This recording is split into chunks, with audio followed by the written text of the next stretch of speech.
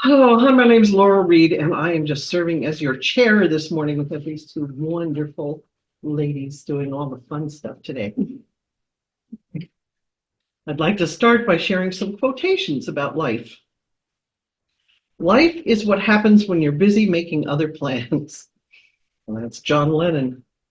He was a wise man. Life is never easy. There is work to be done and obligations to be met, obligations to truth, to justice, and to liberty. And that was John F. Kennedy.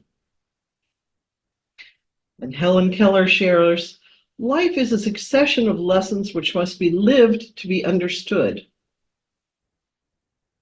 Charles Swindoll says life is 10% what happens to you and 90% how you respond to it. Grandma Moses shares, life is what we make it, always has been, always will be. Kevin Cruz says, life is about making an impact, not making an income. And Confucius says, life is really simple, but men insist on making it complicated. Yes. I'm sorry. Confucius never talked about women much. Let us pray. Father, Mother God, we are grateful to be living in a place and time with so much potential. We are grateful for your constant and loving presence in our lives. And we ask now that our guides, angels, and loved ones in spirit draw close as we celebrate that by repeating the prayer our Master taught us. Our Father, which art in heaven, hallowed be thy name. Thy kingdom come, thy will be done on earth as it is in heaven.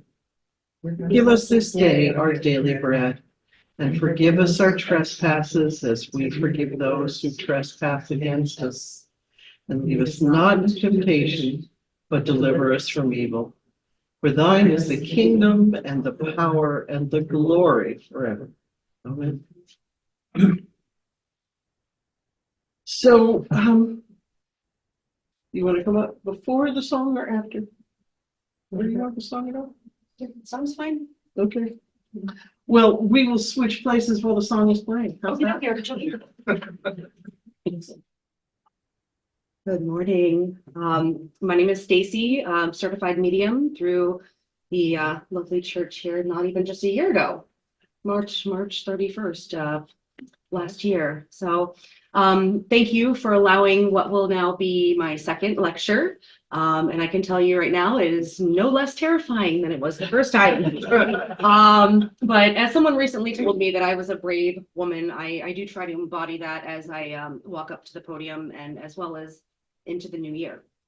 So as 2023 was coming to an end and 2024 readily approaching, I'm sure many of you, as all people around the world, were probably making New Year's resolutions. I personally don't like the idea of resolution because it kind of has a negative connotation behind it. And usually they're, broken as easily as they are made. So what kind of resolutions do people typically make for the new year, right? Maybe paying off that credit card balance that you racked up while maybe going a little overboard for your kids at Christmas. Maybe it's saving up to take that all-inclusive resort, trip to Mexico that you saw your friends at while just scrolling through Instagram. Or getting that basement and garage organized and unpacked since you bought your house over a year and a half ago and you're like, this is the year, but not speaking from personal experience. One of the most common resolutions, as Laura, said earlier about getting healthier, making better choices and being more active. And I'm sure many of you have fallen into that marketing trap of sign up in January and get your first month's free of all the gym advertisements all over the place. And, if you do fall into that trap and you go and it's so crowded and there's so many people in the wee hours of the morning and right after work, but if you are diligent and you keep going, you'll see the crowd start to thin, right? And then you can have more options to work out. So if it is a new year, new you kind of mentality you have, like most, where does one start? Be it resolutions, goals, or lifestyle changes, it's essentially all the same thing, right? There are many words that may have different definitions, but ultimately they all mean the same thing and get us to that same goal. So there's always some fun questions I receive when people find out that I'm an intuitive psychic medium. They usually at some point ask me about my religious beliefs, assuming that I have any. There are some people that can't possibly wrap their head around the fact that I believe in God, Jesus, or even go to church.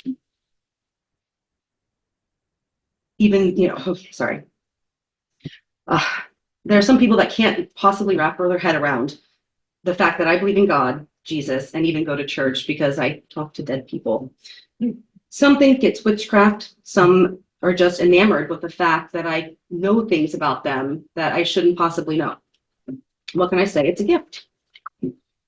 So when I come across those skeptics, one of the first things that I ask them, do you pray? Assuming that they lean towards the religious side. And usually the answer is yes. So then my follow-up question is, what really is the difference between prayer, manifestation, wishing, or even spellcasting? When I think about prayer, manifestation, wishing, spellcasting, I'm going to refer to a quote by Shakespeare. What's in a name that which we call rose by any other name would smell as sweet?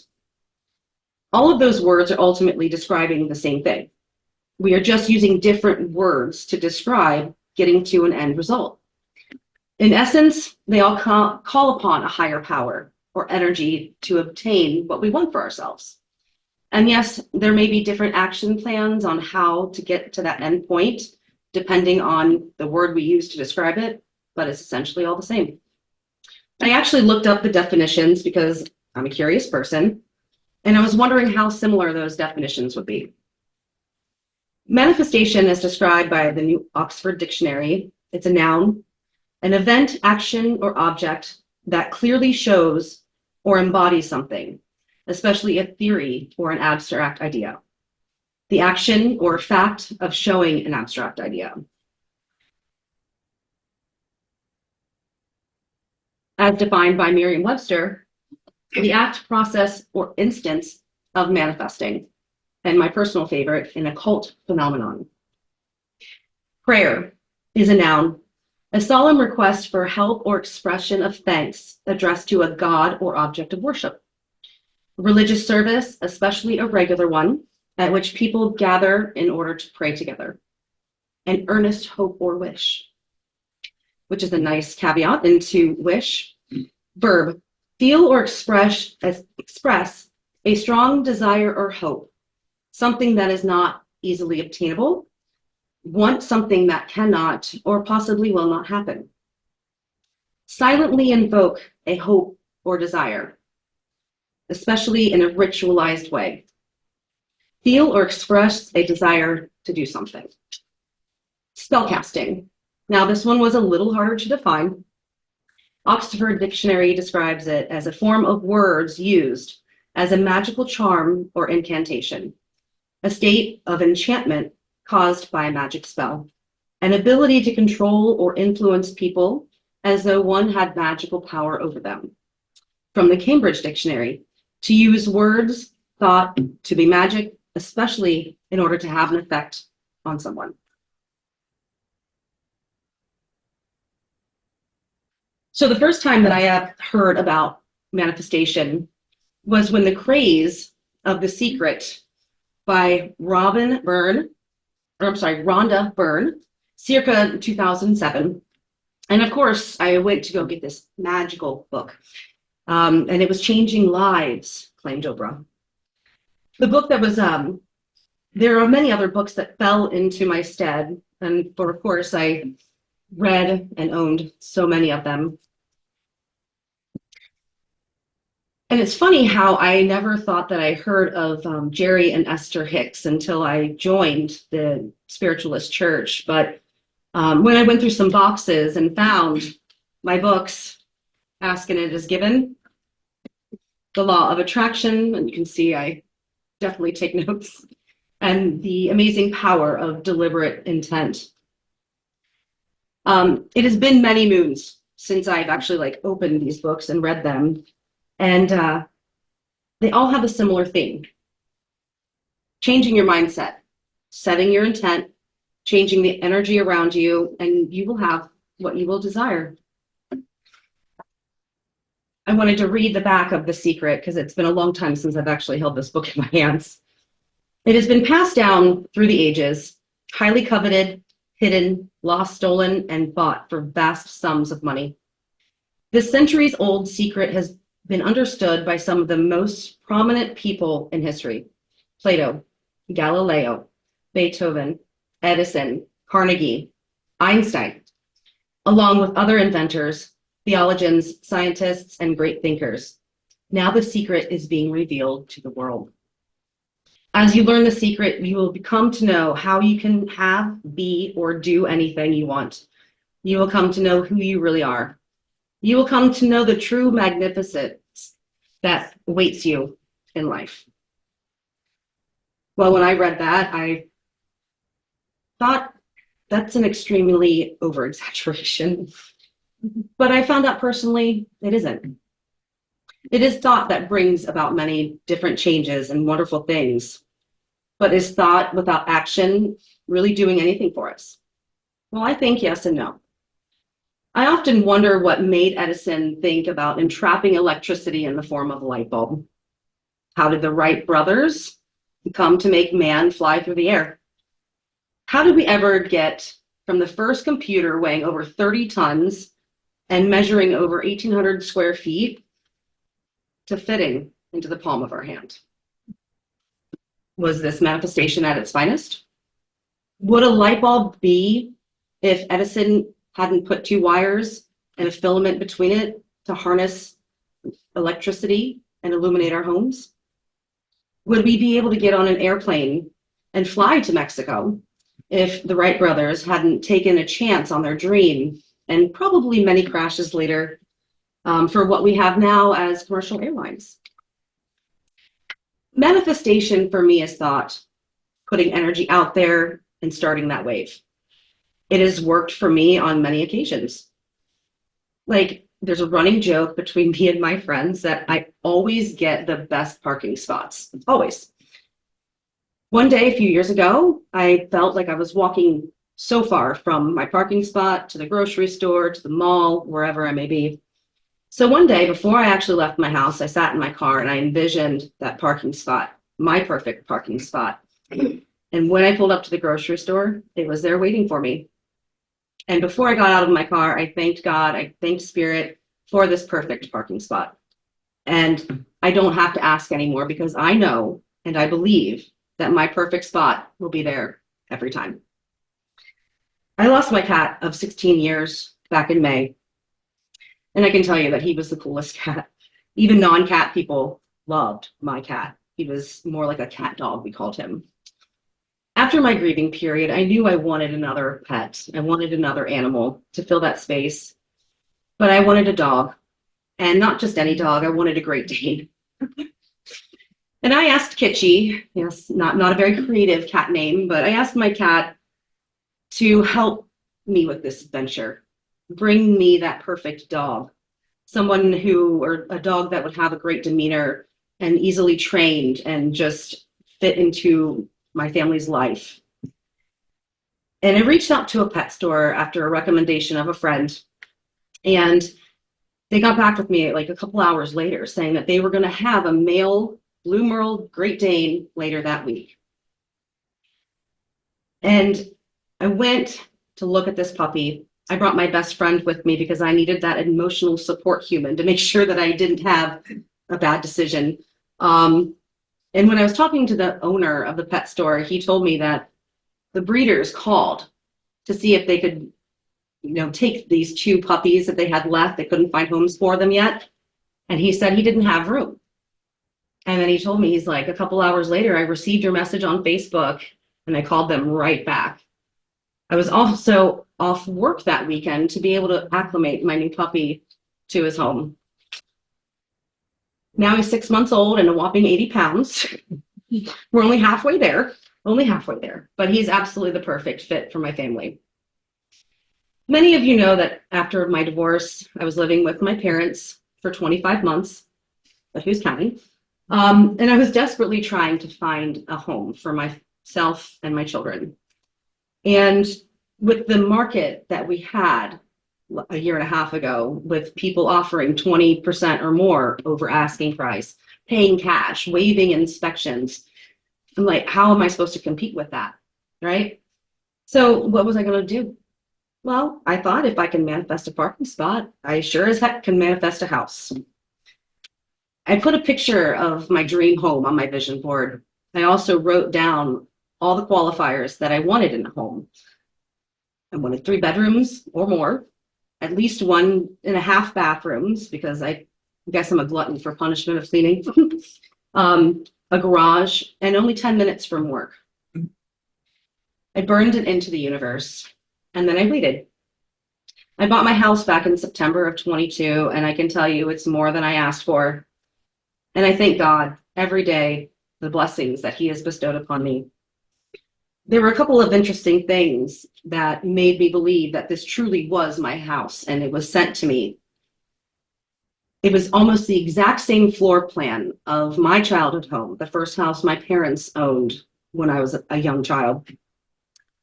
It was already under contract, and I found out that the person initially buying it backed out 5 days before closing. And I knew then that this house was mine. And that's the only reason that I needed to know.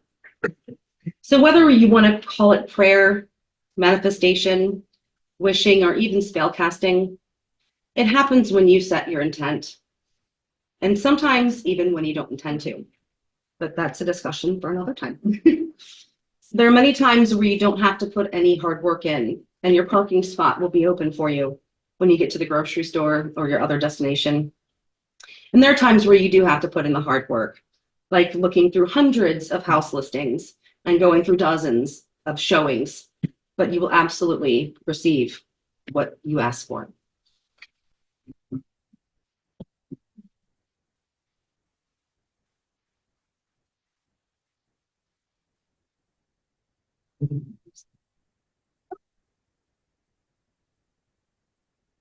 Thank you for that. That was really nice. And thanks for sharing. It's not terrifying anymore. The world's a little better from down there.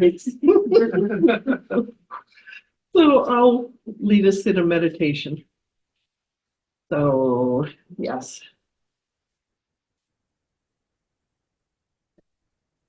You all just get comfortable in your seats. Let your feet rest on the floor. Let your hands relax and take that wonderful cleansing breath. Breathe in that peace. Breathe out your stress. And with each relaxing breath that you take, you feel your body just settling into the chair. Feel it supporting you. Feel your mind start to calm down a little. Just let the thoughts go. All those things that you have worrying you. Pick up again when we're done. But for right now, just let go. And relax more and more with each breath.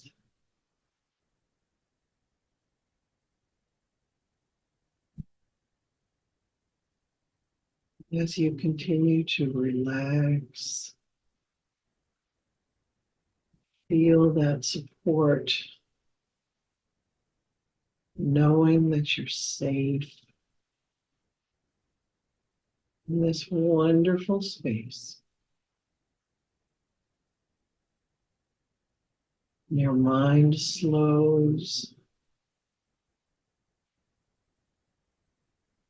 You make the intention to open your mind a bit. Open your mind to receive the gifts of the Spirit. Those beautiful gifts of the Spirit. Those beautiful gifts like you.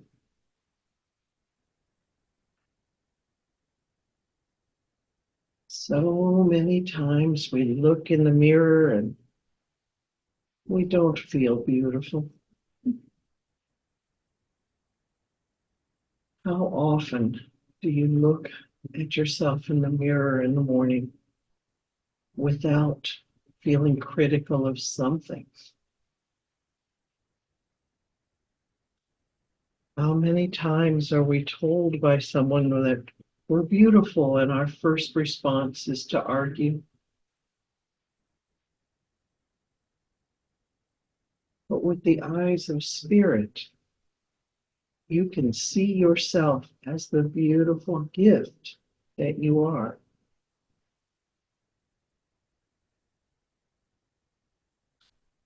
Your spirit guides and angels are offering you a mirror now that shows you an image of yourself as they see you, as you truly are. This mirror shows your true self with your glorious colors and your shining, brilliant light. It's all there. It is all you. Spend a few moments enjoying this view and knowing that this is you. And you can you can use this mirror anytime you like.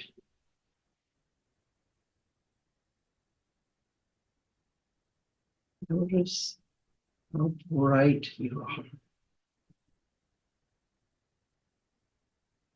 Notice how colorful you are.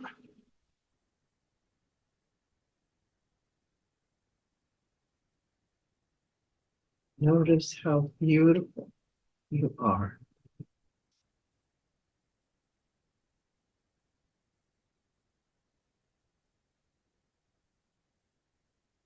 And remember this image.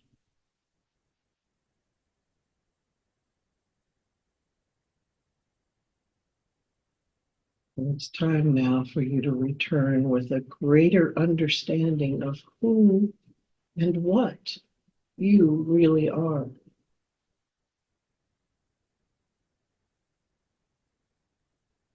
Take a deep breath and remind yourself of your physical body. And another breath, but keeping in mind that image of yourself as you breathe life back into the physical here in this room. You can open your eyes whenever you're ready. And maybe consider replacing that mirror in the bathroom with this new one. Welcome home.